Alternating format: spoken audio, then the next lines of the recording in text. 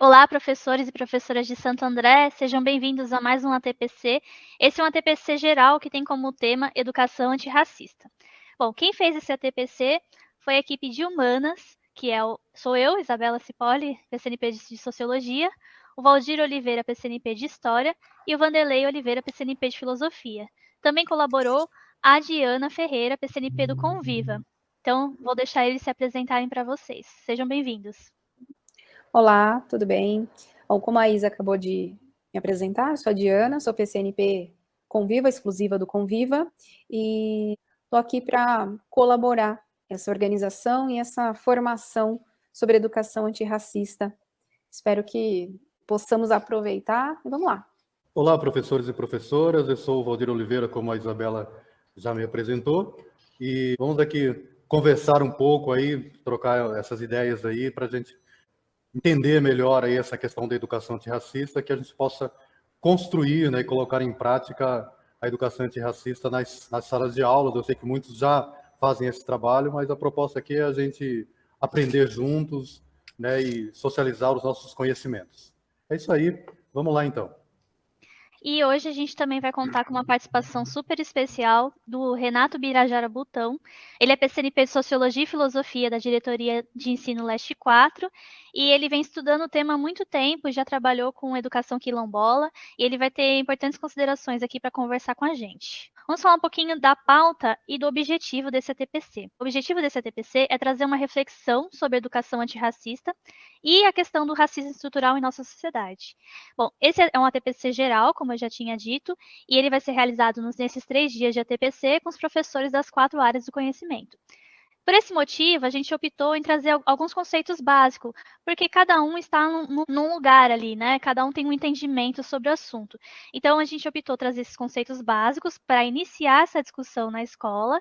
Em um segundo momento, nós vamos fazer um outro ATPC, focando um pouquinho mais na educação antirracista dentro da escola e trazendo também como cada componente curricular pode contribuir nessa luta antirracista. Então, o objetivo é a gente iniciar essa discussão com vocês, trazer essa discussão para dentro da escola, e aí cada professor tem um seu momento de entendimento, uns já são já vem estudando o tema há muito tempo, outros estão começando agora, mas o importante é que a gente consiga discutir isso com os estudantes, com os professores, com a gestão, com todos os funcionários da escola, porque é um tema muito importante para a gente, na nossa sociedade hoje.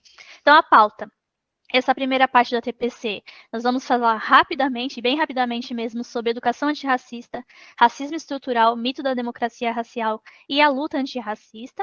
E na segunda parte da TPC, nós vamos ter a entrevista com o professor Renato Birajara dos Santos Botão, que é o especialista da área, e a gente fez uma entrevista. Então, essa primeira parte é só para passar rapidamente pelos conceitos, e na segunda parte ele vai trazer mais informações para a gente. Então, espero que a gente tenha um ótimo trabalho e vocês façam ótimas reflexões também. Então, passo a palavra para o meu colega Valdir, que vai falar um pouquinho sobre a diferenciação entre raça, racismo, preconceito e discriminação racial. Vou fazer essa introdução, né? Como a Isa já colocou, vou só reforçar também, né? Muitos de vocês já dominam esse assunto, já conhecem, né? Então, a gente vai fazer essas reflexões aqui, justamente para que quem já conhece possa contribuir com os outros professores aí na escola, abrir esse debate, né, trazer mais acentuadamente esse tema dentro das unidades escolares, visando não só o 20 de novembro, por exemplo, né, mas que essa discussão perpasse o ano inteiro dentro da unidade escolar, porque racismo não diz respeito só ao negro, né? O racismo é um problema da sociedade brasileira, e para a gente ter uma sociedade melhor, mais equitativa, mais igualitária, uma justiça social, a gente, todos os educadores e educadoras têm esse compromisso de trazer esse debate para dentro das unidades escolares, né? E aí, então, eu vou falar bem resumidamente sobre esses conceitos, né? Não vamos esgotar a discussão sobre eles. A proposta que o Renato Botão, por exemplo, vai falar na entrevista que a gente fez com ele, e em outras ATPCs a gente vai continuar fazendo essas reflexões, né? Então, é só lembrar assim que racismo, como hoje é conhecido, ele não surgiu assim de uma hora para outra, etc. se consolidou historicamente, né, principalmente para justificar aí os processos de dominação e colonização europeia, né? Então, isso é importante a gente colocar, a gente vai aprofundar essas discussões posteriormente. Então, para a gente falar de raça, eu vou usar aqui como base o Silvio Almeida, né? Ele escreveu um livro importantíssimo que é o Racismo Estrutural, que a gente vai falar um pouco logo em seguida, né? Então, segundo Silvio Almeida, a raça, como classificação dos seres humanos, é uma noção construída pela modernidade, quando o homem se torna objeto científico da biologia e da física. Essas duas grandes áreas constroem uma explicação que, a partir das características biológicas e geográficas das pessoas, definem-se características intelectuais, morais e psicológicas existentes entre as diferentes raças. Desse modo, tanto os atributos biológicos quanto as características étnico-culturais determinam e hierarquizam as potencialidades dos sujeitos. Embora a inexistência de raças humanas tenham sido comprovada, a raça continua sendo uma categoria política utilizada para justificar as desigualdades existentes. Então, o Silvio Almeida vai trazer, né, esse conceito de raça construído ali no século XIX, principalmente, né, amparado pela biologia e pela geografia, é um conceito que hoje já não cabe mais, né? Então, as pesquisas do genoma humano já comprovou que essas diferenças geográficas, essas diferenças fenotípicas não interferem na inteligência ou em uma raça ser superior ou inferior à outra. Esse conceito de raça hoje, ele tem mais uma característica política, social, cultural, né? E é assim que a gente vai trabalhar com ele, né? Nessa perspectiva. E aí, a gente tem um outro conceito que é o preconceito.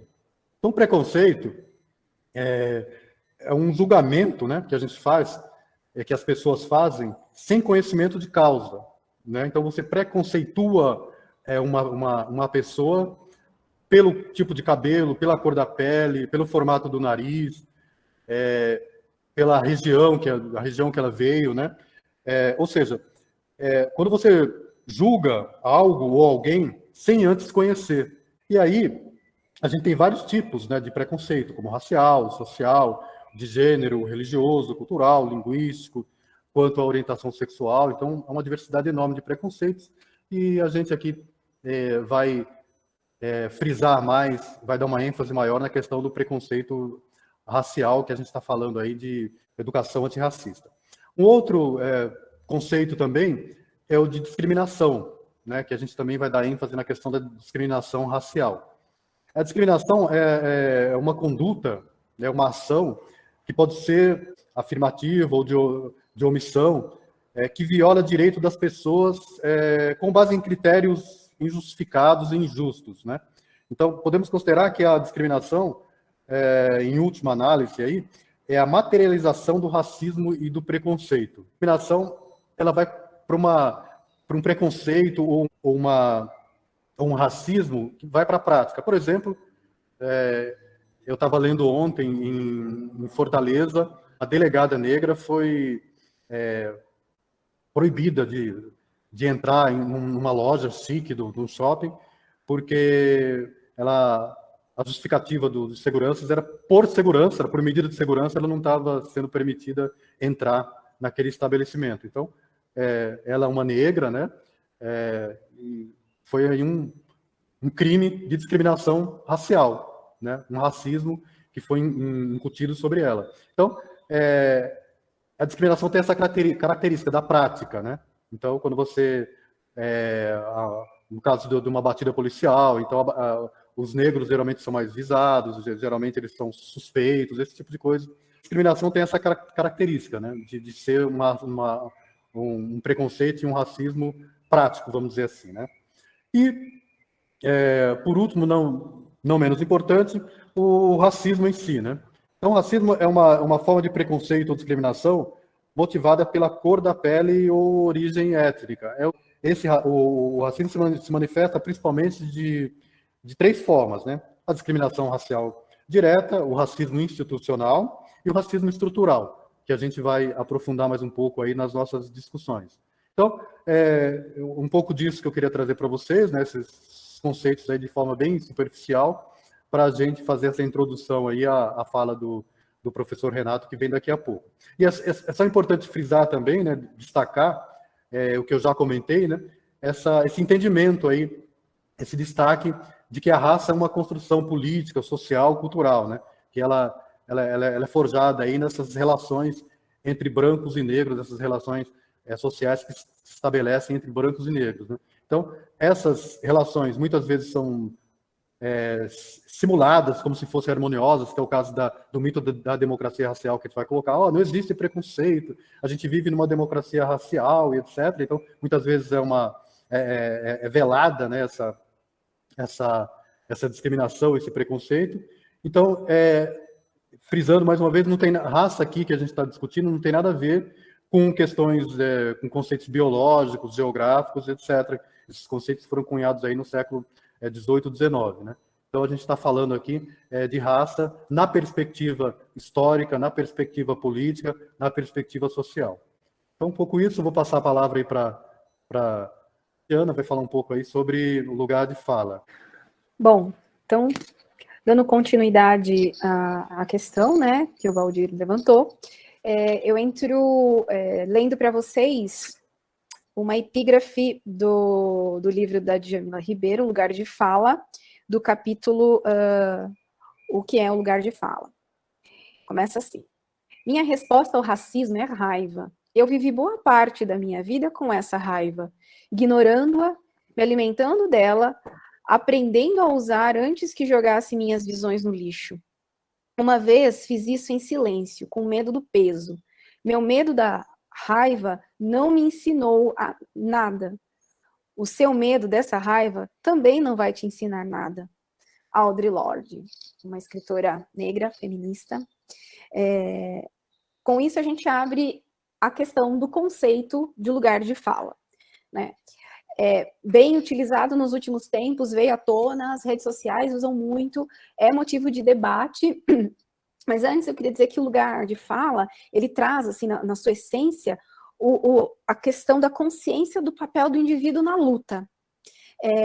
Eu vou falar da minha luta, você vai falar da sua luta, e ele não estipula um lugar de eu vou falar e você não vai poder falar. Ele também abre a discussão. Esse conceito do lugar de fala, ele permite a discussão, mas dá voz às pessoas que foram silenciadas por muito tempo. Então, se você pensar no Brasil, um país em que os negros foram escravizados, esse silêncio, ele é rompido quando a gente, diante da nossa luta, enquanto negro, pede e se coloca nesse lugar de falar. Então, perpassa a nossa experiência, mas o lugar de fala, eu já digo isso logo de cara, não impede a discussão. Ele pede que nós sejamos ouvidos, que o silêncio venha para que a gente possa falar da nossa experiência, falar do nosso lugar de luta, mas também pede a discussão. A sociedade precisa falar sobre isso. Então, não tem silenciamento de voz quando eu falo. Na verdade, é justamente avançar, elucidar o ponto de discutir para que eu possa ser ouvida e possa ouvir o outro. É nisso que consiste o lugar de fala. Então, ele não é restringir a troca de ideia, porque se entende isso, quando eu falo de lugar de fala, eu acho que a Isa vai falar também, enquanto mulher branca desse lugar, eu estou abrindo uma janela para que eu seja ouvida mediante a minha luta, a luta das minorias que foram silenciadas por muito tempo, que não encontram, muitas vezes, e na maioria das vezes, o seu lugar para poder se manifestar, e o lugar de fala permite isso. Então, quando a gente vem falar aqui deste lugar, é o lugar onde vamos ser ouvidos, mas vamos abrir para discussão também antes de qualquer coisa. Mediante a minha representatividade, mediante aquilo que eu sei, daquilo que eu sofro, daquilo que eu luto, daquilo que eu busco conquistar, eu preciso ser ouvida. Ouvir quantas vezes eu sofri o preconceito, ouvir quantas vezes me foi negado o direito, me foi negada a oportunidade, porque, pensando num Brasil que escravizou e que nós estamos aos poucos rompendo com essas questões, e a gente está conseguindo entender e respirar um lugar que a gente possa falar, é importante entender isso. Nós, mediante o racismo, que é estrutural, que nos coloca num lugar de não permissão, de não entendimento, nós precisamos falar. Nós precisamos, e não é de uma brecha, nós precisamos do lugar, nós precisamos estar presentes na política, na educação, na sociedade, ser ouvido e ter esse espaço para debate. Acho que isso é muito importante de ser colocado assim. Eu prefiro sempre caminhar para essa ideia, mediante ao lugar de fala. Olhar com equidade para onde eu estou indo e para aquilo que eu estou falando, sem necessidade de uma pessoa falar e validar a minha. Muitas vezes, nós temos a nossa fala enquanto negros, enquanto mulheres, tendo que ser validada por alguém que já predominantemente na sociedade se fez impor, né? Então, o lugar de fala é nos deixar falar das experiências e lutas que nos perpassam para que a gente consiga chegar num caminho de entendimento e possa abrir essa janela para a gente conseguir, de fato, existir mediante ao diálogo. Até fiquei refletindo aqui, e a gente, como você falou, lugar de fala, todo mundo tem um lugar de fala, porque todo mundo está partindo de um lugar social, mas acho que as pessoas têm que parar e também questionar qual é o seu lugar na sociedade, se esse lugar é um lugar de privilégios, né? Começar a questionar esses privilégios, ter consciência de quais são os seus privilégios, e acho que também lugar de fala é aprender mais sobre a questão racial, parar de negar o racismo, tudo isso é muito importante, né? Principalmente as pessoas brancas, como a Granda Quilomba fala, que o racismo também é uma problemática branca, né? Cada vez mais falar sobre o racismo é muito importante, porque a gente tem que desconstruir essa ideia de que o racismo não existe. Se a gente for analisar a população brasileira, a gente vai ver que as minorias, né, os grupos marginalizados na sociedade, eles ainda ocupam poucos espaços políticos, sendo menos representado e, por consequência, menos ouvido. Então, é nesse lugar que o lugar de fala entra. Então, é até interessante que a Djamila, eu estou com o livro dela aqui, esse livro, ele está nas escolas, ele foi distribuído nas escolas, todas as escolas receberam. Então, para saber um pouquinho mais, vai estar lá nas nossas referências. Ela explica que tem uma hierarquia estruturada na sociedade e que, por exemplo, as produções intelectuais, os saberes, as vozes, muitas vezes estão concentradas em um grupo hegemônico. E as pessoas negras, as pessoas que estão colocadas, marginalizadas, num lugar que elas, por muito tempo, não puderam se manifestar, e ainda hoje, por conta do racismo estrutural, que a gente vai ver um pouco mais sobre, a gente ainda não consegue esse espaço, a gente é silenciado, é nesse momento que o nosso lugar de fala vem pedir e vem... eu não digo impor, porque a gente quer um diálogo, a gente não quer impor o nosso lugar de fala, a gente quer abrir, elucidar esse diálogo, abrir esse espaço, essa janela na sociedade para que a gente seja juntos, né? Para que estruturalmente a gente possa acontecer, que a gente tenha esse lugar também intelectualizado, em que as nossas vozes, a nossa cultura seja ouvida, seja vista, né? Seja considerada. É isso. Acho que é mais ecoar as vozes também, né? Não apenas dar voz, porque a gente tem que fazer ecoar. Sim. Então, Ecoar. e também Fazer parar parte disso, né? e se parar com aquele discurso de então eu tenho que me sentir culpado de ser branco, eu não tenho nada a ver com isso, né? Não foi eu que escravizei ninguém, mas não é questão de se sentir culpado de ser branco, mas também ter a sua parte de responsabilidade no problema. Né? Porque a gente fala, é impossível não ser racista tendo sido criado numa sociedade racista. Então a gente tem que caminhar para criar uma nova sociedade, e a educação é a ferramenta ideal para isso, né? Tanto a educação dos nossos filhos, como a educação que a gente está fornecendo para os nossos estudantes na sala de aula. E falando isso, a gente, né, dá o gancho aí para a educação antirracista, né? A gente sabe que quando a gente vai falar do assunto, muitos professores às vezes têm medo de falar um pouquinho, mas a gente tem que sempre estar se atualizando, indo atrás dos assuntos, e a educação antirracista, ela vem bem nesse sentido, porque é fundamental que no cotidiano da escola a gente faça esse combate ao racismo, né? Porque a escola também é esse lugar de manifestação de preconceito, discriminação de várias categorias. E na escola a gente tem essa tendência de achar que não existe nada disso, né? Porque na escola tem aquele conceito de igualdade e tudo mais, que na realidade a gente sabe que isso não se aplica. Então, está muito impregnado esse conceito de igualdade na escola. Mas esses problemas eles têm que ser colocados à tona, têm que ser discutidos, problematizados, desnaturalizados, para que a escola não se torne esse lugar de reprodução de padrões discriminatórios.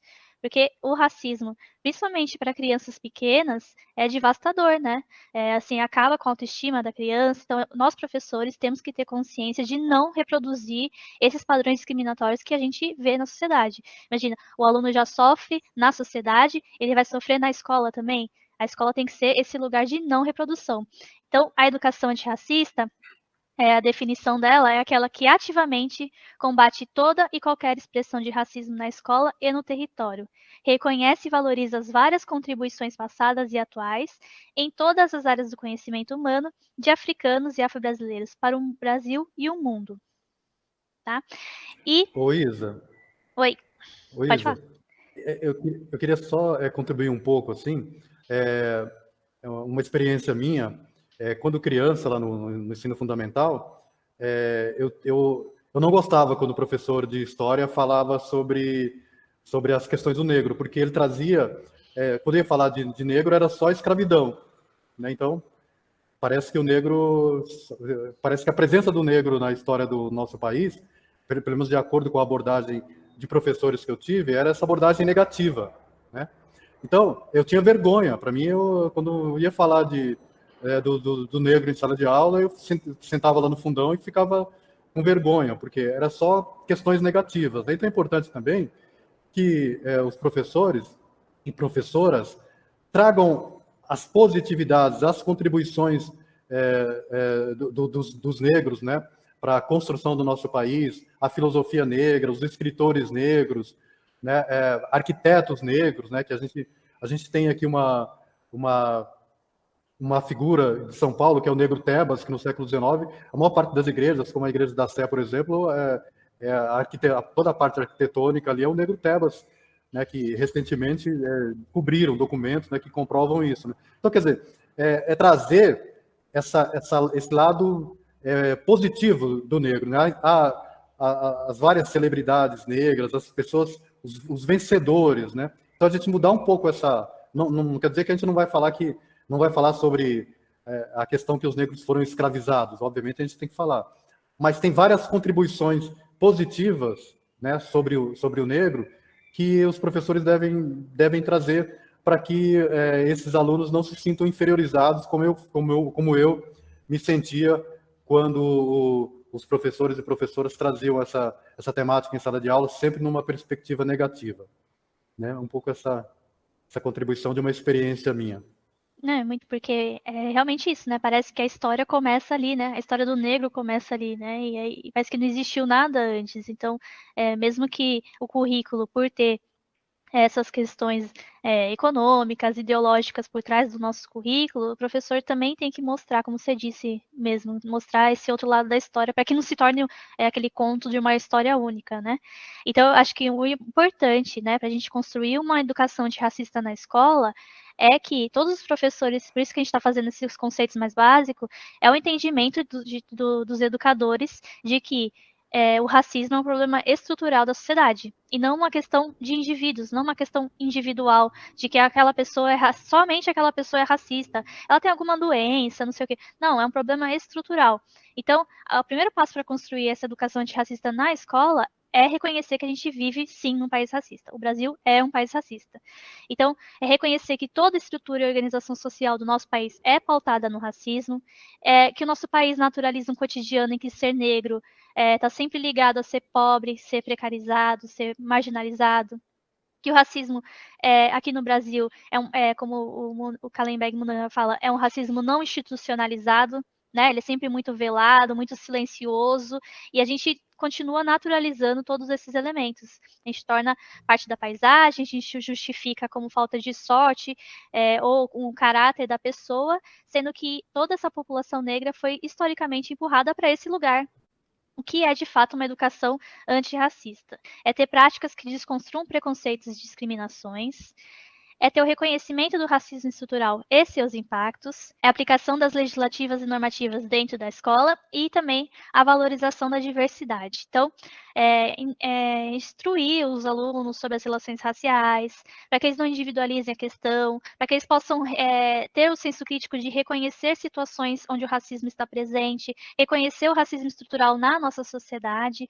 Então, é muito importante, né, os professores saberem como agir nessas situações também, né, não acabar não colocando o racismo naquela situação de mimimi, ou de que, você tem certeza que isso foi racismo, né, sempre ouvir o outro, ouvir quem tá, se a pessoa está falando que está sofrendo racismo, ouvir e entender que esse racismo é sim parte da nossa sociedade, tá? Então, nunca colocar situações de racismo que ocorrem na escola nesse esquecimento, silenciamento, que é isso que ocorre na maioria dos casos. Para falar um pouquinho de racismo estrutural, nós se baseamos em 2 livros, que é o livro da Djamila Ribeiro, que é o Pequeno Manual Antirracista, e o Racismo Estrutural do Silvio Almeida. Por que a gente fez essa leitura? Por eles apresentarem os conceitos de uma forma muito acessível, né, que mesmo quem não tenha estudado esse assunto antes, consegue uma leitura muito leve nesse sentido, e também esses 2 livros estão disponíveis na escola, porque veio no acervo étnico-racial para as escolas, então é muito importante também vocês apresentarem esses livros para os alunos. Então, o racismo estrutural faz parte da base da nossa sociedade, da estrutura como a nossa cultura foi desenvolvida. O que está em questão, como eu já falei, não é um posicionamento moral, individual, mas é um problema estrutural. No caso do Brasil, as relações racistas se dão desde o começo da nossa história, porque a nossa sociedade tem como base a escravidão, né? Então a gente tem que sempre fazer essa relação entre a escravidão e o racismo. Por mais de 300 anos, as pessoas negras foram escravizadas, tratadas por pessoas brancas como objetos, como mercadorias e não como pessoas, e isso gerou a construção de uma cultura social racista, né? Por isso mesmo, por isso que mesmo depois da abolição da escravatura, as pessoas reconhecidas como pertencentes à raça negra continuaram sendo tratadas como inferiores. Após a libertação formal dos escravos, não foi feito nenhum tipo de ajuda governamental para inserir esses novos cidadãos na sociedade. Então, falando tudo essa questão histórica, o racismo estrutural não é um fenômeno individual, né? Ele acompanha a sociedade como um todo.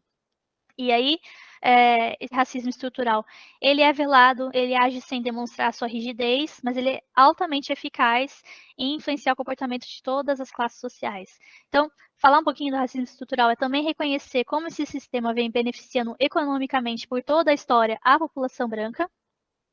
E é um processo que envolve uma revisão crítica e profunda da percepção de si e do mundo. A partir do momento que você entende o que é racismo estrutural, você começa a enxergar nas suas próprias relações, né, da sua família, do seu trabalho e da sociedade como um todo, uma nova perspectiva. E aí você tem que se inserir na luta antirracista também. Então, como o Silvio de Almeida fala, conscientes de que o racismo é parte da estrutura social e, por isso, não necessita de intenção para se manifestar, por mais que calar-se diante do racismo não faça do indivíduo moralmente ou juridicamente culpado ou responsável, certamente o silêncio o torna eticamente e politicamente responsável pela manutenção do racismo. Então, a mudança da sociedade não se faz apenas com denúncias ou com repúdio moral do racismo. Depende, antes de tudo, da tomada de posturas e da adoção de práticas antirracistas. E aí, lendo isso, eu pensei que é muito fácil, por exemplo, acontece uma situação de racismo em um determinado lugar e faz uma notinha na internet, né? Lamentamos o episódio de racismo que aconteceu na nossa empresa. Beleza, é um repúdio, mas o que de fato essa empresa está fazendo? Ela está adotando política de cotas? Ela está fazendo alguma política afirmativa, né?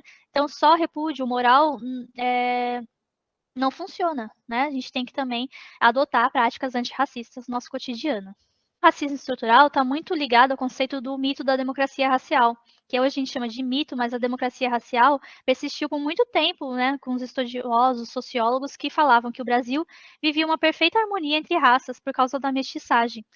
Então, no decorrer da década de 30, mais especificamente depois da publicação do Casa Grande e Senzala, do Gilberto Freire, foi se fundamentando essa ideia que a sociedade brasileira que a escravidão não foi tão dura, que ela foi amena, suave. Quando comparado, por exemplo, a escravidão nos Estados Unidos, ele trouxe uma questão de que pela própria vivência dele, porque ele também pôde observar isso nos Estados Unidos e depois fazer a comparação com o Brasil, essa questão da possibilidade de uma igualdade racial.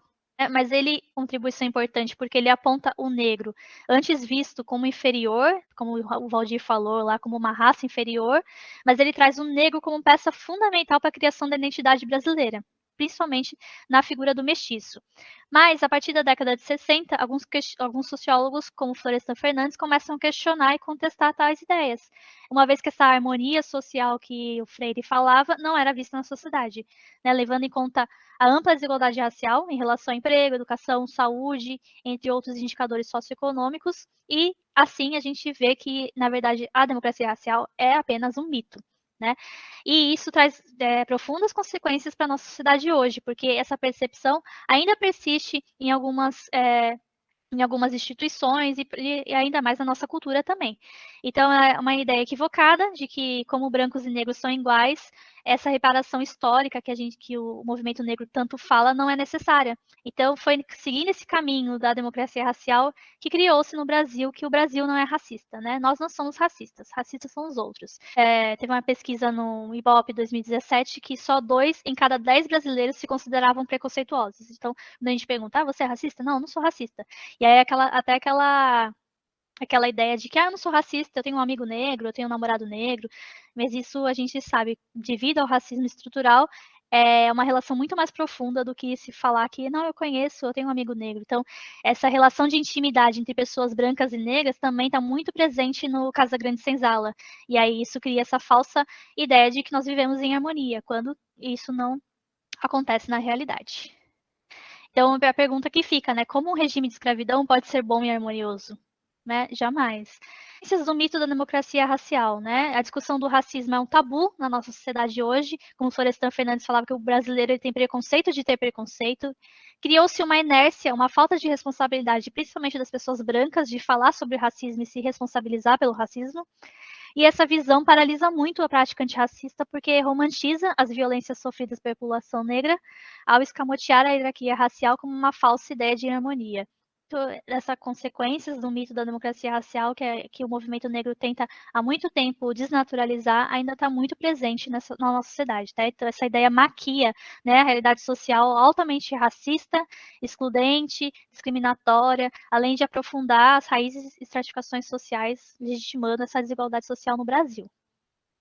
Eu trouxe aqui uma frase, que fala muito sobre o que a gente vive hoje, do Antônio Guimarães, que é um sociólogo. Ele fala assim: George Floyd podia votar, tinha direitos políticos, mas seus direitos como cidadão não foram respeitados.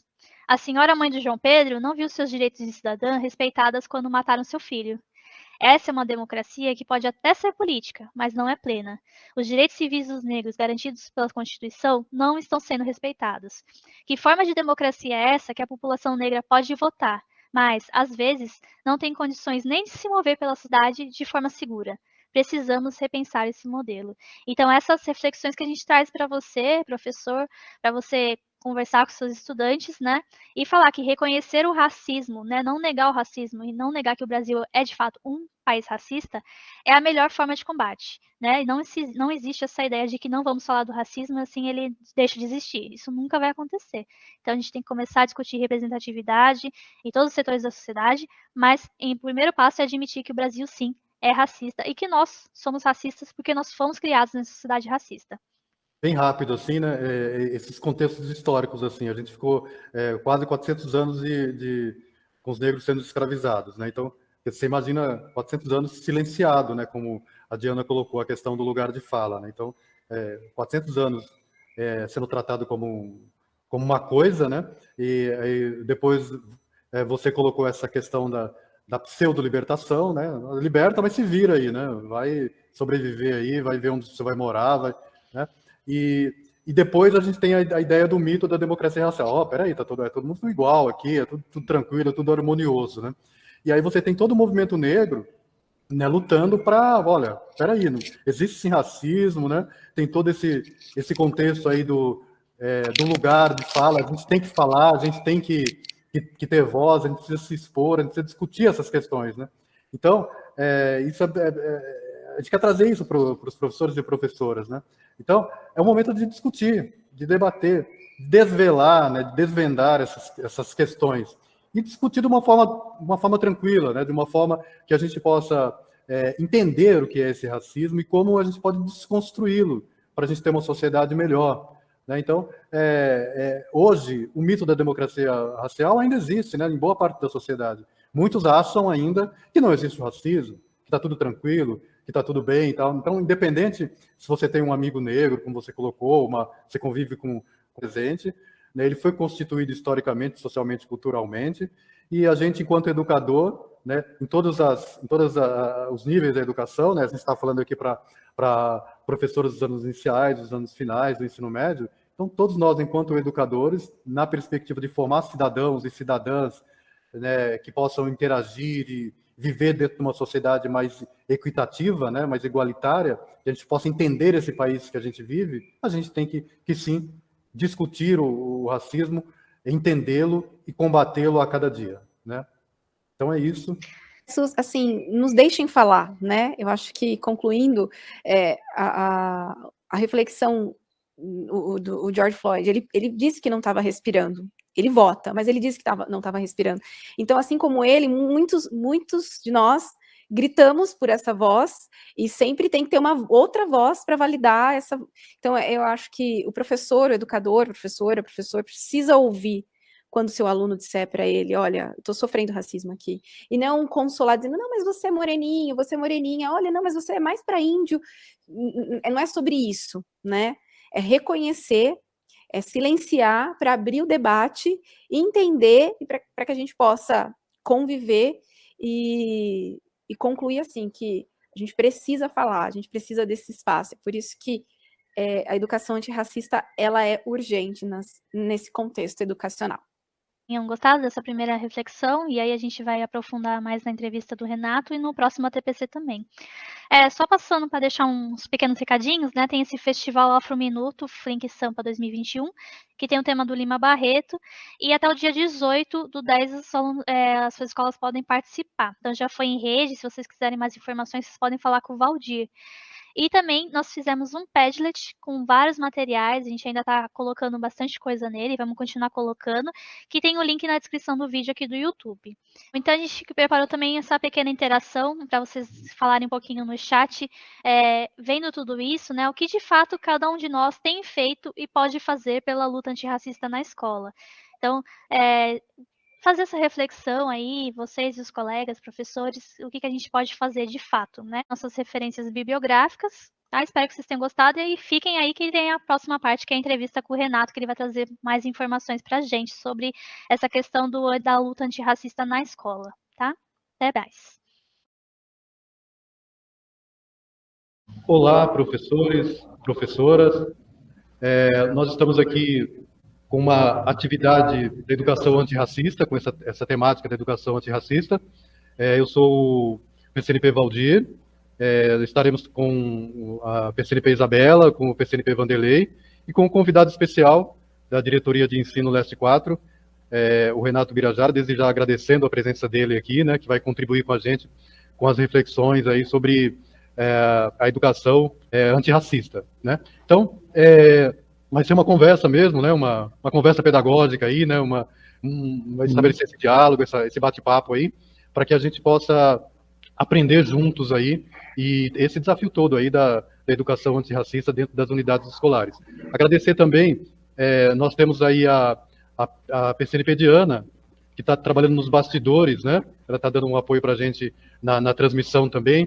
A Diana aqui de Santo André, da Diretoria de Ensino de Santo André. Ela é PCNP do Conviva. Então, agradecê-la também. E vamos lá, né? Eu vou convidar, então, aí o Renato Birajara para fazer as considerações iniciais dele, se apresentar, falar um pouco aí da trajetória dele na educação. E aí a gente vai conversando aí, vai dialogando, vai trocando as figurinhas pedagógicas aí nesse processo de aprendizagem sobre a educação antirracista. Com você, Renato. Certo. Pessoal, tudo bem? Então, primeiro quero agradecer aí, né, a toda a diretoria de ensino Santo André, na figura do PCNP Valdir, né, entrou em contato comigo, né, e com muito prazer estou aqui para a gente dialogar. Quero também levar o abraço da equipe aqui da diretoria de ensino, de LES 4, na figura do nosso dirigente Luiz Soares e da diretora do núcleo, a Rosângela Suzuki. Né. Enfim, meu nome é Renato Ubirajara, meu nome completo é Renato Ubirajara dos Santos Botão. Eu sou graduado em filosofia, eu tenho mestrado em ciências sociais, voltado mais para a de antropologia. Mesmo na área da filosofia, eu já estava discutindo a questão do antirracismo ou da educação para as relações étnico-raciais.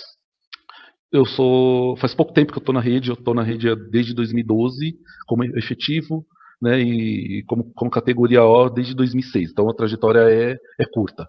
Então estou aprendendo bastante com vocês também. Né. Tem alguns cursos aí também, direitos humanos, história da África, né, esses cursos que a gente vai fazendo, né, pelas instituições públicas, cursos pela IFAP também interessantes.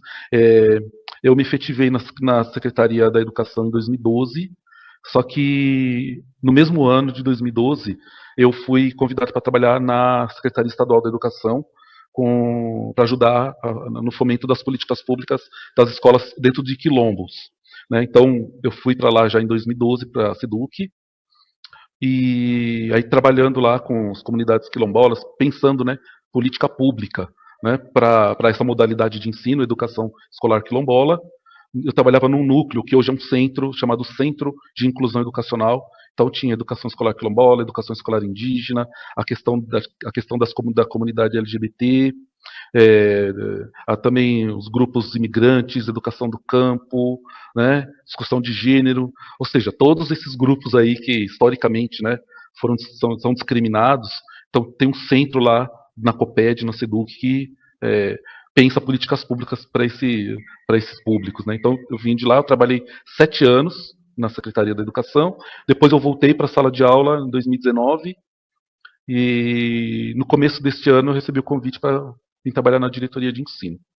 Então, minha trajetória curta é essa. Eu agradeço aí, espero contribuir, né, com algumas reflexões. Muito obrigado. Renato, uma modéstia sua, né? Trajetória curta, mas muita modéstia, porque realmente seu currículo, daí que eu conheço seu trabalho há um bom tempo já, né? E é por isso que a gente convidou você, né? Por essa vasta experiência aí na área aí, principalmente das questões de direitos humanos, né? As questões étnico-raciais. Eu conheço o seu trabalho, né? E estamos muito gratificados aqui de poder ter você contribuindo com essa atividade nossa. Então, Renato, para a gente iniciar nosso bate-papo pedagógico aí, eu queria que você falasse um pouco o que né, no seu ponto de vista, o que é e como desenvolver uma educação antirracista na sala de aula, né? Você falasse um pouco desse conceito aí de educação antirracista, como é que você entende ele e qual a importância de desenvolver esse trabalho hoje em sala de aula. Primeiro, eu acho que a gente tem que entender que, assim, esse termo, esse conceito, educação antirracista, que eu particularmente eu comecei a ouvir há pouco tempo, né, eu utilizava mais a educação para as relações étnico-raciais, mas não tem problema. Então, eu penso que seja, assim, um conjunto de ações, né, que são ações que implicam a questão da legislação, né, das normativas também, né. Uma outra vertente, que é o reconhecimento do racismo, né, do racismo estrutural e de seus impactos. Então, que os governos, né, eles reconheçam, né, que o Brasil é um país racista, que muito do que acontece no Brasil tem um fundo aí, né, no racismo. Uma outra parte também que a gente pode pensar é a questão das práticas, né, práticas que desconstruam preconceitos e discriminações. Né? Então, práticas no cotidiano, práticas na sala de aula. Né? A gente sabe que a escola é um reflexo da sociedade. Né? E a valorização da diversidade. Então, vejam, quando a gente fala de valorização da diversidade, nós não estamos falando da valorização apenas, né, da cultura afro-brasileira no Brasil. Né? Sabemos que houveram outras contribuições também. Então, pensar aí algumas ações, né? Então, talvez isso possa, para iniciar, dar conta do que seja uma educação antirracista. Então, pensar a questão das legislações, das normativas, né? O reconhecimento de que o racismo ele existe, que o Brasil é um país racista, pensar, a partir disso, pensar práticas, né, para desconstruir, né, os preconceitos e discriminações e valorização da diversidade. Agora, quanto ao desenvolvimento da educação antirracista, acho que a primeira coisa que a escola ela tem que entender é que ela também é um ambiente racista, né? Então, se nós estamos falando que a sociedade brasileira ela tem muito fundamento, muito do que acontece na sociedade brasileira tem um fundo racista, né? Então a escola ela faz parte disso, enquanto uma instituição. Então acho que a primeira coisa é isso. Né? E os gestores, eu fico muito preocupado com os gestores, porque nós que somos professoras e professores, nós recebemos formações. Né? Então, assim, ainda que eu seja uma professora ou um professor, que eu não goste de trabalhar a temática, eu sou, antes de tudo, eu sou um funcionário público, sou regido por leis. Então eu tenho que seguir as leis. Né? Então, assim como tem gente que não gosta, por exemplo, de trabalhar habilidades porque acha que é uma coisa que vem de cima para baixo, tem gente que não gosta de trabalhar determinados temas, mas esses temas têm que ser trabalhados. Né? E aí, às vezes muitas vezes tem o professor ou a professora que quer trabalhar a temática, que além de ser obrigatório, é uma coisa importante para pensar o país, né? Porque o racismo não é um problema apenas da comunidade negra, da população afro-indígena, né? É um problema do Brasil, mas aí esbarra na gestão. Né? Então, os gestores também eles têm que entender isso. Né? Então é isso, assim, a escola entender que ela também é um ambiente que vai ter práticas racistas. Né? Se a gente encontrar no cotidiano, a gente vai encontrar na escola. Né? Então, eu acho que esse daí seria o primeiro passo. Tá? Eu acho que a gente pode ir depois aí caminhando, trazendo alguns exemplos de como trabalhar, entendeu? Sim, sim. É isso. Tá ok, Renato. Sua fala é bem interessante, assim, que traz esse olhar da gente para a importância dos processos formativos e de você colocar em prática esses processos e socializar esses processos também, né?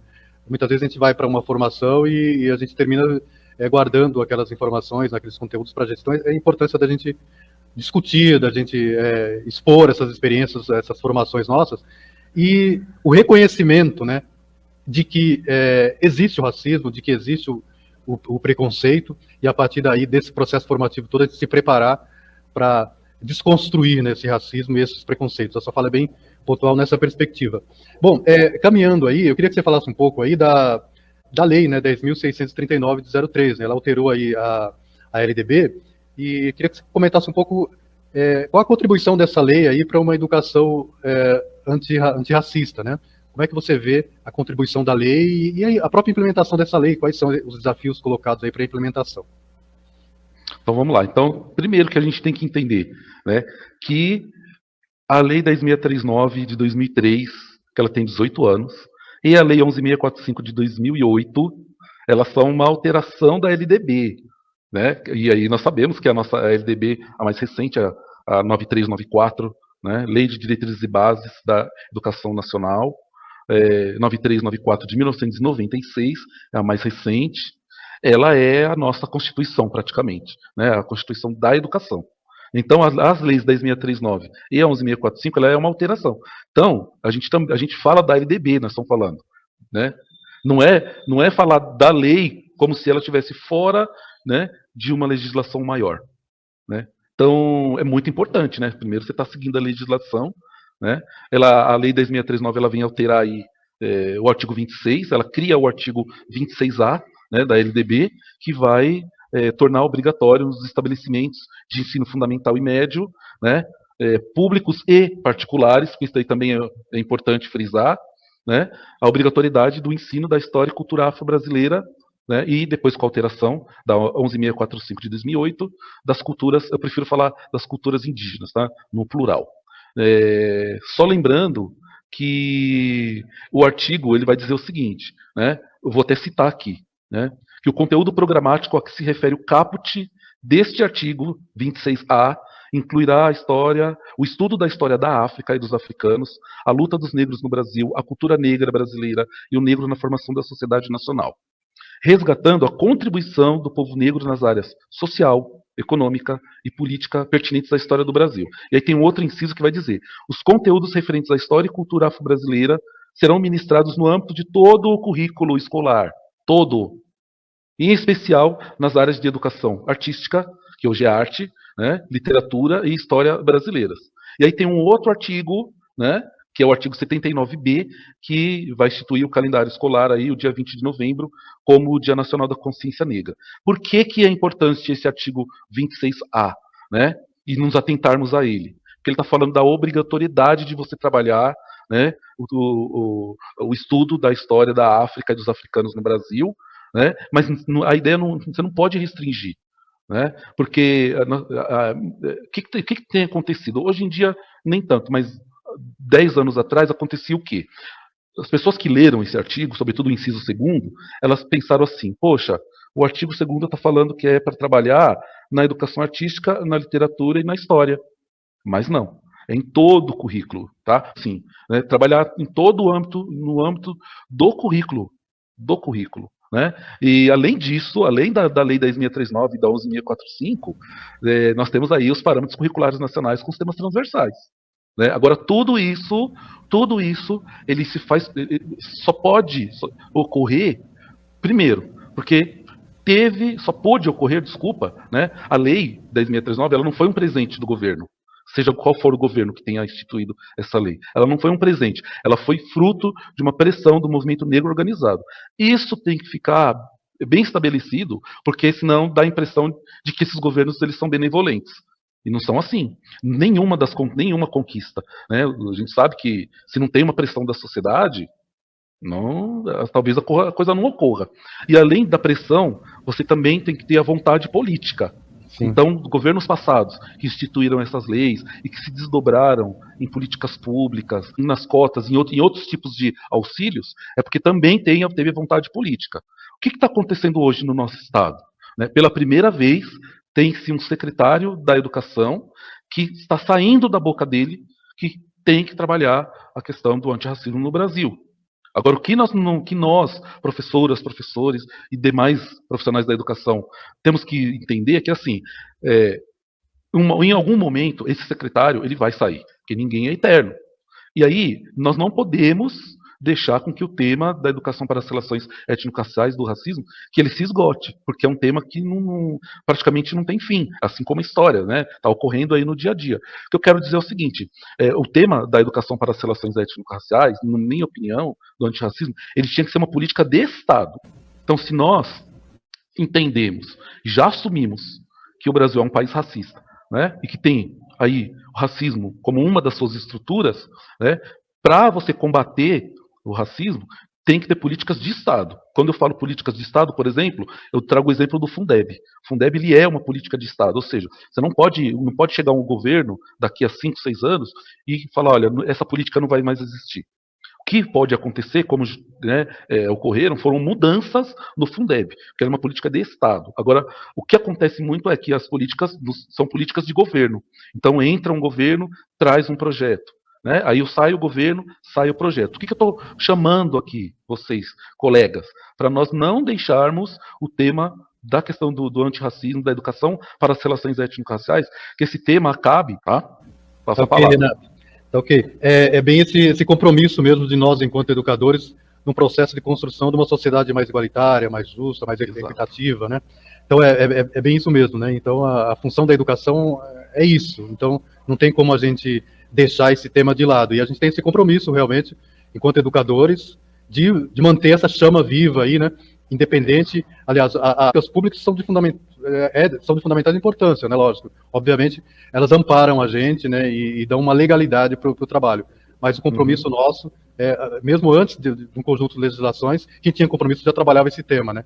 E foi como você disse mesmo, você tem uma legislação que vai acompanhar, né, uma demanda da sociedade, mas tem que ter cobrança, tem que ter uma mobilização para que essas demandas sejam atendidas, né? Eu vou convidar aqui, então, a PCNP Isabela para continuar essa conversa com a gente aí. Isabela, você tem alguma pergunta aí, alguma questão, alguma reflexão para fazer para o Renato aí? Fica à vontade. Em primeiro lugar, queria agradecer, né, o Renato por estar aqui compartilhando essa experiência com a gente. E achei muito interessante, até você acabou me respondendo uma das perguntas que eu ia acabar fazendo para você, que é como você enxerga esse novo movimento que está surgindo, que eu também, como você, tenho pouco tempo na rede, entrei em 2013, e eu nunca vi um movimento desse tipo sendo feito, né? Sempre aquelas coisas isoladas, né? Nós, professores de humanas, sempre trabalhando no tema. Então, eu acho muito importante essa sua fala de que esse tema tem que continuar, tem que se tornar uma política pública realmente, e que a gente não pode deixar morrer. Isso vai depender de nós, professores, e da nossa responsabilidade da rede, né? E eu queria trocar um pouquinho do assunto, né? Perguntar para você, falar um pouquinho sobre como você enxerga que o racismo estrutural está dentro das escolas, assim, pela sua experiência como professor, do seu relacionamento com os estudantes, você já teve algum tipo de experiência nesse sentido, e como você enxerga que o racismo estrutural está dentro da escola, né? Em que tipo de relações ele se estabelece? Beleza, Isabela. Então, ótima pergunta sua, né? E a gente sabe que essa discussão do racismo ela não é simples. Ela não é simples, né? Ela é complexa, mas é aquilo que nós aqui estamos afirmando. É um compromisso de toda a sociedade, toda a sociedade. Mas aí eu queria pedir licença para vocês para poder trazer aqui algumas diferenciações de racismos, né? E aí eu estou me amparando no jurista e professor Silvio Almeida, né? Inclusive tem um livro dele chamado Racismo Estrutural, é um livro que está em todas as escolas, então é um livro que nós podemos mostrar esse livro, podemos falar dele, tá? É um livro que a secretaria adotou. E o Silvio Almeida, o que ele vai dizer? Na concepção dele, para ele, existem três tipos de racismos, né? O racismo individual, que aí são aquelas pessoas que vão achar que o racismo ele é só pessoal, né? Então, assim, as pessoas, né, como se dissesse, olha, não existe racismo nas instituições, não existe racismo estrutural, as pessoas é que são racistas, né? E esse tipo de concepção, ele é uma concepção que ela não está tão errada, mas ela é limitante. Ela é limitante porque ela personaliza, né? Ela personaliza essa questão do racismo. E aí, quando a gente deixa essa discussão do racismo apenas no âmbito da personificação, a gente esquece que tem algo maior, né? Que tem os governos, né? Que os governos também têm a sua obrigação de trabalhar, né, isso para que o racismo seja mitigado. Então, tem essa questão do racismo individual, né? O Silvio Almeida ele vai dizer isso é limitante, tá? Né? Aí ele vai dizer que existe o racismo institucional, né? Que é um pouco aquela pergunta inicial, né? Do Valdir, né? A escola, né? Enquanto uma instituição, as instituições são racistas, né? Então, a escola, a religião, né? As igrejas, outros âmbitos das outras instituições. As instituições são racistas. Então, o racismo institucional e exatamente o racismo estrutural, né? Que é essa da questão do dia a dia, que também transparece, por exemplo, quando você vai entrar, né? Ou você vai num shopping vestido com determinada indumentária, ou quando você vai, né, num banco com determinada indumentária, né? Então, o Silvio Almeida ele vai dizer que existem essas três concepções de racismo. E aí, existem pesquisas que já mostram, né, muitas pesquisas, desde antes da lei de 2003, pesquisas que já demonstravam, né, o racismo na sala de aula, na escola. Né? Então, por exemplo, pesquisas específicas mostrando como é que crianças negras e brancas de 4 e 5 anos já percebem o racismo. Pesquisas mostrando como é que professores e professoras tratam crianças negras e crianças brancas. Né? Então, é isso. E outra coisa, né, mais do cotidiano ainda. Né? Por exemplo, tem lá a lei que está falando, olha, mês da consciência negra. Né? Embora essa discussão do mês da consciência negra, ela já, assim, sobretudo o movimento negro organizado, nós já achamos que é importante lembrar a data do 20 de novembro, né, que é a morte do Zumbi, mas começar também a trabalhar o tema para além do 20 de novembro, a ideia do consciência negra de todo dia. Né? Mas como eu estava falando para vocês, na sala de aula, na escola, né, o uso de determinadas expressões, por exemplo, né? Então, lista negra, denegrir, inclusive tem um vídeo, né, muito interessante que vai tentar desconstruir isso assim de uma maneira um pouco mais lúdica, porque dá para você também falar e trabalhar a questão racial na sala de aula, é, sem ficar com aquela carga pesada. O tema não é um tema fácil, mas, enfim, existem aí metodologias, né, e práticas. Então, assim, Isabela, assim, no dia a dia. Então, como o aluno é tratado, como o professor trata, né, as crianças percebem isso.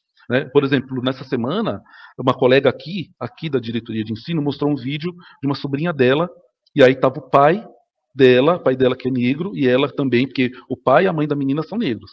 A menina estuda numa escola particular. O pai dela perguntou para ela, vou falar um nome fictício aqui, tá? Manuela, você, qual a sua cor? E a menina de 4 anos respondeu, eu sou branca. Aí ela perguntou, mas qual a cor? Ele perguntou, qual a cor do papai? Ah, o papai é marrom. Qual a cor da mamãe? Ah, a mamãe é marrom. E qual a sua cor? Eu sou branca. E aí, né? Essa discussão, essa postura dessa criança, ela não pode ficar apenas no ambiente familiar. Isso aí, a escola tem que saber disso para poder fazer um trabalho, né? Porque isso aí é obrigação nossa, né, profissionais da educação. Né? Assim como o outro exemplo, a questão da leitura. Né? Muitas vezes a gente acha que, mas o aluno não tem esse hábito de ler, ou então nós é que vamos ter que incutir esse hábito da leitura nos nossos alunos. Sim, somos nós. Porque o papel dos pais é acompanhar o percurso dos seus filhos. Quem ensina é a escola. Então, dessa mesma forma, né, é trabalhar isso na escola, né, ficar atento. Quando eu falei lá da questão da gestão, a gestão também é importante, essa questão da sensibilidade, né, para trabalhar o tema, né, mas tudo com muito cuidado. Tudo com muito cuidado, porque a gente sabe que cada um de nós, cada um está no seu tempo, cada um está no seu processo. Então, né, de repente, eu consigo trabalhar o tema do racismo e consigo perceber, né, no ambiente escolar, né, de repente uma outra pessoa, ela, mas eu vi aquilo ali, eu vou comentar, outra pessoa fala, Renato, mas será que você não está vendo demais? E para terminar, né, para não ficar me estendendo muito, também começar a prestar atenção no seguinte, bullying é uma coisa, racismo é outra. Né? Então fala-se muito de bullying, então eu tenho prestado muita atenção, por exemplo, nesse programa aí de Psicólogos da Educação. Né? É um programa muito interessante, muito importante, mas que eu estou vendo que eles não estão tratando da questão do racismo. Então, também, vocês estão vendo que, assim, mesmo dentro da Secretaria da Educação, que tem uma, né, sobretudo nessa gestão, que está investindo nessa discussão, ainda tem limites. E aí nós, que estamos no chão da escola, que conseguimos ver como é que está essa política, como é que ela está se desenvolvendo no chão da escola, nós podemos, né, observar os limites e apontar. Né? Porque, enfim, nós é que estamos na escola. Mas, Isabela, eu espero ter contribuído aí, tá? E vamos continuar o diálogo. Sim, é ótimo que você falou, porque tem a questão da representatividade, né? O quanto nós, professores, somos responsáveis, né, por fornecer para os alunos essa outra visão de mundo, né? Então, se a gente só oferece uma parte da história, né, que nem uma história única, se a gente só oferece certos autores, como é que essa criança que você falou, né, a Manuela, de 4 anos, que é o nome da minha filha, que tem a mesma idade, inclusive, como é que ela vai se reconhecer se ela, na escola, ela não está vendo ninguém igual a ela, né? Não tem representatividade nenhuma. Então, acho que a gente, como educadores, nós temos uma obrigação mesmo de fornecer para os alunos essa questão da representatividade. E essa questão do bullying que você falou é muito importante também, porque e já vem para a minha próxima pergunta, né? Que quando a gente fala da educação antirracista, a maioria dos professores, esse tema não, eu tenho medo de trabalhar esse tema, eu tenho medo das palavras que eu vou usar. Então, eu queria que você falasse assim, o que o professor precisa entender, algum conhecimento prévio, o que ele precisa estudar para poder tratar esse tema de sala de aula com responsabilidade, né, como você falou. E que ele também precisa identificar, né, e aí é um processo que ele tem que trabalhar dessa questão do racismo estrutural mesmo, né. Quando ele entende o racismo estrutural, que ele vai identificar na sala de aula o racismo mesmo, que é diferente do bullying. Então eu queria que você falasse assim, o que o professor tem que fazer para perder esse medo de trabalhar esse tema em sala de aula, que às vezes fica só com humanas, né, não vamos fazer isso, parece assim, que não vamos falar do racismo, que aí ele não vai existir, né? Que é aquela mentalidade que às vezes se tem. Exatamente. Então, pegando aí o gancho dessa última parte, né? Não vamos falar do racismo, porque senão vai fomentar. Pura falácia, gente, pura falácia. Né? Se a gente não falar também da questão da violência de gênero, da violência LGBT, será que nós vamos fomentar? Claro que não, nós temos que colocar os problemas na mesa. Problemas têm que estar na mesa e o racismo, ele é um problema, então a gente tem que enfrentar esse problema. Né? Agora, primeira coisa, professor, professora. Lembrando, somos funcionários públicos, somos regidos por lei. Então, a legislação é importante, né? Pegou a legislação, olha, tem uma legislação. E aí eu volto a falar da importância da gestão. Olha, a escola, uma gestão, que seja uma gestão sensível, né? Porque aí também a gente tem que dar, não estou falando que nós aqui temos que dar a formação, colocar de outra maneira. Os nossos gestores, eles também têm que receber formação, né? Até para poder entender, né, que o professor ou a professora, né, tem que trabalhar na sala de aula, né? Então, assim, e para além do professor, né, os estados, né, quando eu falo estados, eu falo o poder público, ele tem que dar formação, né? Nós temos que exigir formação desse tema antirracista da Secretaria Estadual da Educação. Está ocorrendo? Está. Temos que exigir mais, porque o que ocorreu nas últimas semanas ainda estamos engatinhando. E lembrar que cada um de nós está num processo, tem muita coisa que eu vou conseguir aprender, tem outras coisas que eu não vou conseguir aprender, e isso é normal. Então, procurar os cursos, né? Não esperar que o Estado... mas eu não vou trabalhar o tema porque o Estado não me deu material, porque o poder público não me formou. Gente, não dá, nós sabemos o país que nós vivemos. Não dá para a gente esperar, né, primeiro que venha do poder público, né? Claro que a gente tem que cobrar, né? Mas nós temos que correr atrás também. Se eu, Renato, fosse esperar, né, os cursos de antirracismo ou de educação para as relações étnico-raciais, esperar que a Secretaria Estadual da Educação ela fosse me dar essa formação, eu não estaria aqui conversando com vocês.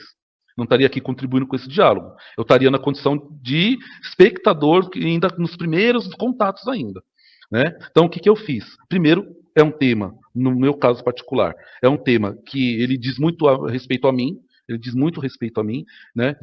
Fala de mim, né? Então, obrigatoriamente, eu senti essa necessidade de ir atrás, de ir verificando, e tem muita coisa. Então, assim, vai estudando devagar, né? Pega as formações que a secretaria já ofertou, está lá no repositório, volta, lê um pouquinho também, né? Começa a ler alguma coisa da sua área, né? Procura, né? Entra no site da ouvidoria. Olha, eu sou professora de química. Eu não estou conseguindo muita coisa de química na educação básica. Como que a secretaria pode ajudar? Começar a provocar também. Estou falando são dois movimentos que nós temos que fazer. Um de cobrar as políticas públicas e o segundo, nós irmos atrás, né? Porque se só nós corrermos atrás, nós estamos isentando o poder público. E se também for esperar o poder público, pode ser que seja muito tarde, né? Então, assim, é ir atrás, gente. Material não falta, tem muita coisa bacana. Inclusive, chegou nas escolas, né? Como você citou, vários livros. Aqui a gente pegou também os livros. Então, é importante o professor ir atrás, pegar, ver o que ele pode trabalhar com os alunos. Então, muito obrigada pela sua fala. Eu vou passar agora a palavra para o Vanderlei. Obrigada, Renato. Obrigado, Isabela. Obrigado pelo diálogo. Vamos lá. Obrigado, Renato. Bom, você comentou aí sobre o Silvio Almeida. Eu sei que a gente tem algumas questões importantes nesse livro do Silvio Almeida, que todas as escolas têm.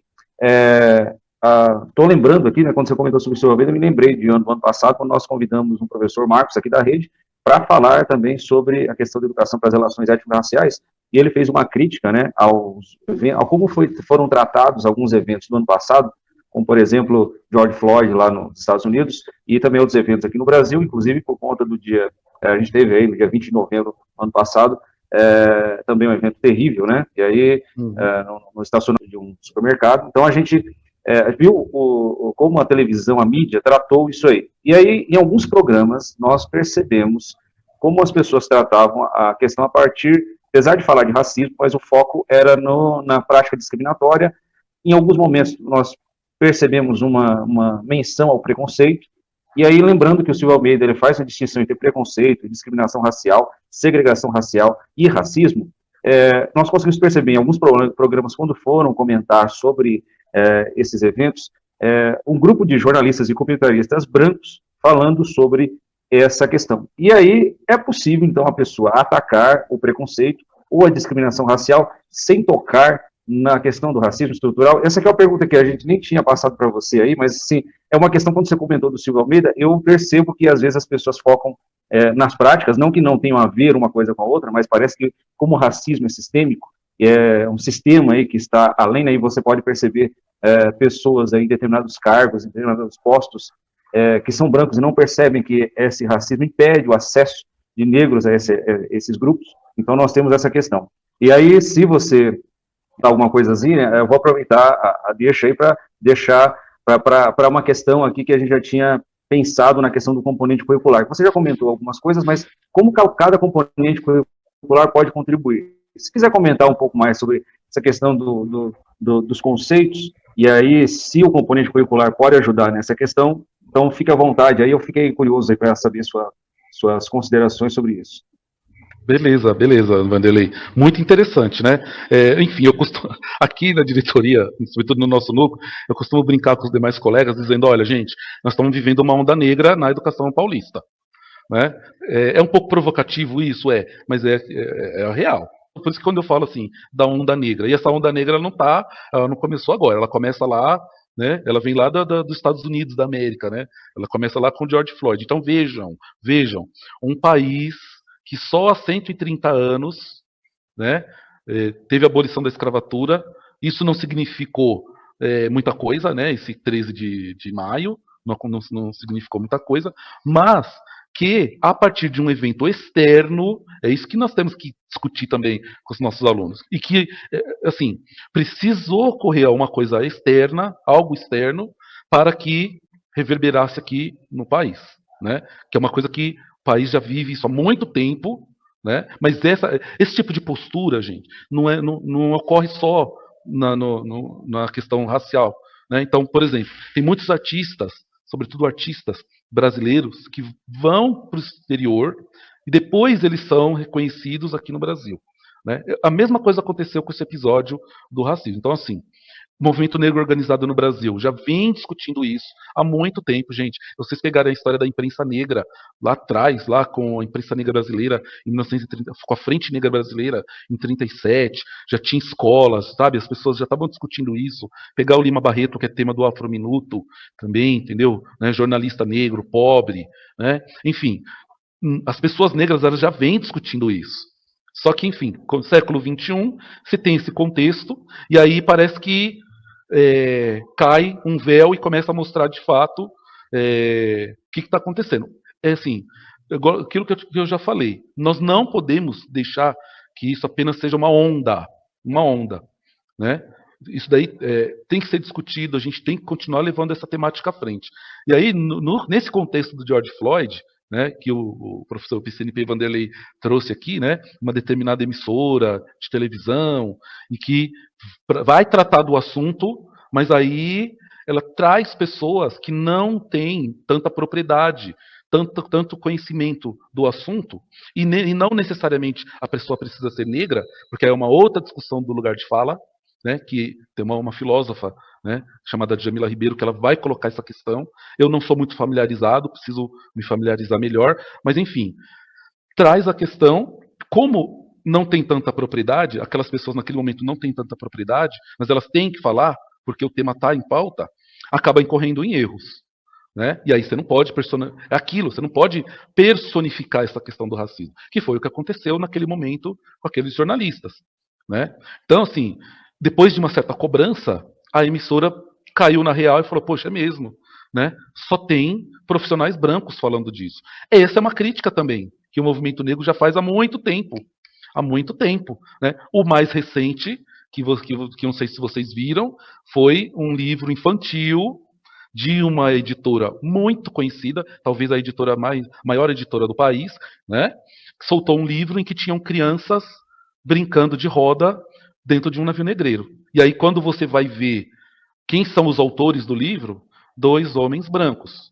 Ah, mas só porque eles são brancos eles fizeram isso? Não, é porque tem que ter sensibilidade. Não é, não sei, eu não estou querendo dizer aqui que essa editora ela tinha que ter contratado pessoas negras para fazer. Né? Ela, no mínimo, a editora ela tinha que verificar, né, o grau de conhecimento dessas pessoas que estão escrevendo esse livro. Então isso é grave, né? E isso aí impacta em quê? Em material, né? Material que nós utilizamos na sala de aula. Então, é uma outra discussão que também tem pesquisas que mostram, né? Como que os materiais didáticos foram mudando, como que o currículo do Estado de São Paulo, né? O São Paulo, se vocês pegarem aí, pega lá o São Paulo Faz Escola, por exemplo. Vou citar aqui da área de ciências humanas, que eu tenho um pouco mais de conhecimento. Pega o currículo de história, né? De história. Vamos pegar a história, né? Porque se a gente for entrar em filosofia, pior ainda. Mas vamos falar de história. Pega o currículo de história e pega o São Paulo Faz Escola e pega agora aí o currículo do Estado de São Paulo, o mais recente. Faça a comparação, faz um estudo. Isso é possível fazer em ATPC. Isso é possível fazer em ATPC por área. Né? Poxa, vamos ver o que tem no currículo antigo da nossa área? Vamos ver como é que está agora? Né? Então, teve uma mudança na área de história, sobretudo. Teve uma mudança significativa, importante.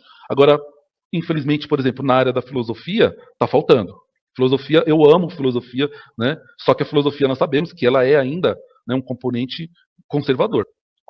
Então, por exemplo, quando você está lá discutindo, né, a questão das instituições, da personificação do eu, que você traz o Paul Ricoeur e você traz o Foucault, e por que é que no currículo você também não pode trazer, por exemplo, o Achille Mbembe, que está discutindo o conceito de necropolítica, né?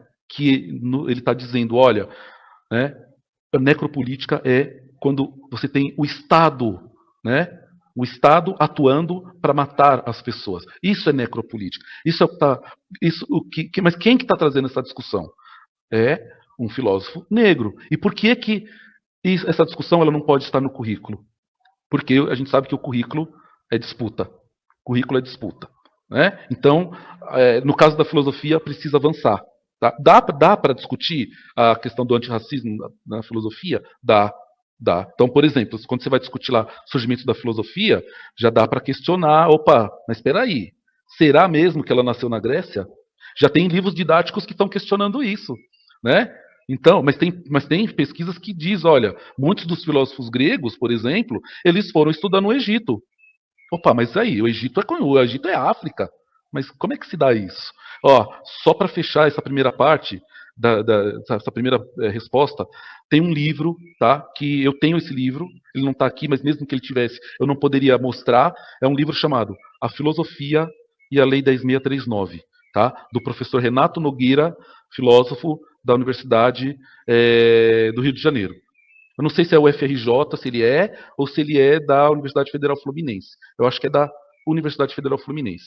A filosofia e a lei 10.639. Ali tem coisas legais para trabalhar, né, na filosofia. Né? Você pode trabalhar, por exemplo, né, a etnofilosofia, que são o quê? Os temas, né, africanos dentro da filosofia, dá para trabalhar. Quando vai trabalhar, por exemplo, a questão lá dos movimentos sociais, você pode pegar, fazer um recorte e trabalhar, por exemplo, a questão dos movimentos negros, né? Isso na filosofia, né? Dá para se trabalhar, trazer filósofas e filósofos negros para discutir, Angela Davis, Djamila Ribeiro, né? Grada Quilomba, muita gente boa aí, né? A própria socióloga, ai meu Deus, fugiu o nome dela agora, que ela vai falar que no continente americano a gente fala a pretalogia. Esqueci o nome dela agora, tá aqui, mas enfim, daqui a pouco eu lembro. Então, assim, na filosofia tem como trabalhar, né? Tem como trazer contribuições. Gente, o tanto de sociólogos, pensadores brasileiros, né, que para pensar o Brasil, né? O Clóvis Moura, por exemplo, né? Essa autora que eu não estou esquecendo o nome dela, estou lembrando da Angela Davis, mas Angela Davis é estadunidense. Mas você tem o Clóvis Moura, que pensa isso, você tem a Cida Bento, aqui de São Paulo, você tem o Sueli Carneiro, né? Tem a própria Djamila Ribeiro, trazer esses autores para dentro do currículo. Eles não estão no currículo. Ah, mas eles poderiam estar? Poderiam, né? Mas não estão. Né? Quando teve aquela, lá atrás, quando abriu, né, para alterar o currículo e as contribuições, eu cheguei a propor. Né? Eu cheguei a propor autores latino-americanos, por exemplo, né, filosofia latino-americana, né, propus isso, filosofia afro-brasileira, mas enfim, tem que ter a pressão, né? Então, filosofia, sociologia, a geografia é mais fácil de você trabalhar, né? Trabalhar os mapas, lembrar, olha, gente, um professor de geografia que inicia a aula, né, sobre o continente africano, mostrando o mapa da África, e já dizendo que a África ela não é um país, parece pouco, mas não é. Não é. Né? Lembrar que o continente africano tem 54 países, né? Que mais de 2.000 línguas. Então, assim, na geografia, você iniciando assim, gente, você já abre um leque, né? Porque depois você pode entrar nos países e tal. Então, na filosofia, na sociologia, bom, a história, né? Tá aí, tem muita coisa, já tem coisa no currículo, como, por exemplo, trabalhar a resistência africana, né? Resistência africana, já está lá no currículo, trabalhar os quilombos na antiguidade e na atualidade, e já tem material também, como eu falei, do Narrativas Quilombolas, né? Então, assim, sobretudo, trabalhar os pensadores, né? Pessoas negras que estão pensando o país. É importante o Gilberto Freire, o Sérgio Buarque de Holanda, como que é o nome daquele que escreveu Brancos e Negros de São Paulo? Florestan Fernandes, esses caras são importantes. Só que tem outros também que estão fora. Por que não trazer eles? Né? E por que também não trazer até um autor que não é negro, mas que está fazendo a discussão, que é o Otávio Yanni, que também está pensando no Brasil. Então, o currículo está aí. Né? Agora, se a gente for, por exemplo, para outras áreas, eu fiz aqui um breve levantamento. Né? Então, por exemplo, na biologia, na área de ciência da natureza, de matemática, dá para fazer estudos da epiderme, que tem no currículo, o estudo dos genes, que aí você entra nessa discussão das teorias raciais, né? A explicação biológica da teoria racial, e também tem o lado aí da explicação sociológica, também das teorias raciais. A constituição capilar, os vários tipos de cabelos, por que eu tenho cabelo crespo e a minha colega ali do lado, o cabelo dela não é crespo. Questões específicas da saúde da população negra. Então, por exemplo, a questão da pressão arterial, né, da anemia falciforme, o diabetes, que a gente sabe que ele tem incidência maior na população negra. Tudo isso dá para discutir do ponto de vista da biologia. Na química, por exemplo, você trazer as técnicas de mumificação egípcia, né? Como que os egípcios eles faziam a mumificação, que elementos que eles traziam, então, por exemplo, trabalhar aí o elemento químico, os vários elementos químicos, mas tem o sal de natrão, que é óxido de sódio, né? Muita questão do sódio, então, começar a trabalhar por aí. Né? Na matemática, trazer os jogos matemáticos, né? A Mancala, por exemplo, que é um jogo bem conhecido, o Ioté também. Né? Eu lembro que quando eu estava na secretaria, chegou material sobre o Ioté, são jogos africanos. Pensar também os símbolos africanos, os símbolos adinkra, né? Então, dá para trabalhar na matemática, já entrando na área de linguagens, trabalhar esses símbolos, né? Os símbolos adinkra. Na arte, a arte africana, contrapor, por exemplo, as máscaras africanas com o movimento modernista na Europa, quando você pega, por exemplo, o Picasso, com aquele pré-cubismo, né? Aonde que ele foi ver aquilo? Qual a inspiração do Picasso? Tem pesquisas que vão dizer, olha, vai lá, por exemplo, estudar as máscaras do povo Bauli ou Baulé, né? São muito parecidas com o pré-cubismo do Picasso. Então, trazer isso, né? A arte afro-brasileira, né? Trazer, não só no campo da música, mas trazer artistas, as artes plásticas brasileiras. Então, por exemplo, tem um babalorixá, que é o mestre Didi, ele é casado com uma antropóloga argentina, chamada Juana Elbain. E ele é um artista plástico que ele trabalha com materiais como palha, como búzios, miçanga, e ele tem uma série de esculturas, né, de cunho religioso afro-brasileiro que dá para trabalhar. E não necessariamente você está fazendo proselitismo religioso. Né? Então, assim, trabalhar a arte africana, teatro africano, então, né, pouco conhecido, então trazer essas pessoas, né, na arte, na pintura. Então, gente, tem muita coisa. Na língua portuguesa também já tem bastante material e está no currículo, né? Você trabalhar na questão da literatura, dá para se trabalhar as escritoras negras, né? Carolina Maria de Jesus, a própria Grada Quilomba, né? Trabalhar muito essa questão da literatura negra, também já fazendo uma associação aí com a literatura periférica, que não necessariamente ela é negra, mas ela é periférica, mas ela está ali muito próxima, porque a gente sabe que a periferia é preta. Então você tem esse diálogo também, né? Trabalhar autoras e autores negros, trabalhar isso, né, dentro da linguística, por exemplo, né? Trabalhar as influências das línguas africanas no português brasileiro, né? Então lembrar, por exemplo, que a cultura banto, que aí assim, estudando, a gente vai entendendo um pouco melhor, né? Os bantos, eles são um grande grupo étnico cultural africano que influenciou muito o Brasil, muito, gente. Então, por exemplo, palavras como bunda, quitanda, camundongo, são palavras que veio desse tronco linguístico chamado banto.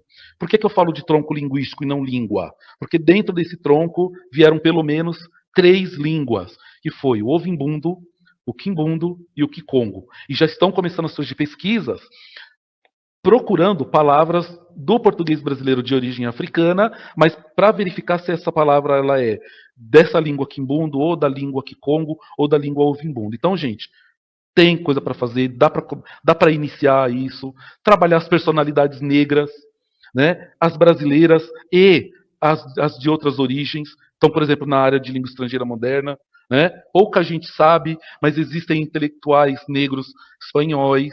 E aí você já pode entrar em América Latina para pensar os autores e autoras negras da América Latina, trazer para o contexto brasileiro. Né? Na educação física, você trabalhar, por exemplo, a capoeira enquanto dança, mas enquanto luta, enquanto um esporte, né? Enquanto uma coisa que vai fazer bem para o corpo, que é importante. Né? Então, assim, legislação aí, material. Tá? Depois, se vocês quiserem, eu posso fazer, deixar o material aí com o pessoal aí da diretoria de ensino, tá? Dar umas indicações. Legal. Renato, Fala, a gente ficaria o dia inteiro conversando aqui, né? Verdade. Muito conhecimento, muita coisa para trocar, só que nosso tempo, infelizmente, aí eu vou pedir para a gente fazer as nossas considerações de até breve, né? Não é de... Né? Não são as considerações, nossas considerações de até breve. Isabela, por favor. Gostaria de agradecer, né, o Renato, trouxe muito material, e aliás eu vou separar e deixar disponível aqui para os nossos professores num Padlet, com todos esses materiais que você falou, a gente vai deixar aqui disponível, e aí é só a questão agora dos professores colocarem a mão na massa, né, e ter essa vontade política que você falou, e ir atrás da formação, para que isso vai ajudar muito nossos estudantes na sala de aula, né. Obrigada. O Vanderlei está com problema técnico, não vai dar para se despedir, mas faço aqui as honrarias dele, né? Agradecê-lo aí pelas contribuições. A Diana, que trabalhou com a gente, a PCNP do Conviva, né? Que trabalhou com a gente aí nos bastidores. Cadê ela? Obrigado. Você quer falar alguma coisa? Olá, só agradecer também e dizer que eu estou muito feliz, sobretudo pela questão da representatividade como PCNP aqui, né? Negra, na diretoria de ensino, podendo participar e também militando há algum tempo na educação, são 15 anos aí, tentando, e eu acho que agora a gente está tendo uma oportunidade importante de poder viver, de poder formar, de poder discutir sobre isso. Muito feliz por isso, muito obrigada, Renato, muito feliz pela sua participação, foi maravilhosa. Obrigado. E a Diana tocou num assunto muito bacana, num termo importante. Oportunidade, gente. Oportunidade. Quando você dá oportunidade para as pessoas, elas vão agarrar a oportunidade. Então, por quê? Porque é diferente daquela questão do mérito, né? Ah, mas eu consegui pelos meus próprios esforços. Mentira, você vive em sociedade. Ô, Renato, já aproveita e já faz suas considerações de até breve aí, por favor. Então, pessoal, de novo, quero agradecer esse bate-papo com vocês, tá? O Vanderlei, a Diana, a Isabela, o PCNP. Nós que agradecemos, Renato, realmente a sua contribuição foi muito rica, né? E a gente está nesse processo todo aí, desse compromisso com a educação antirracista. Vamos junto aí, né? Nessa árdua tarefa da educação, mas juntos somos mais fortes. Muito obrigado. E é isso, até a próxima. Até a próxima, pessoal.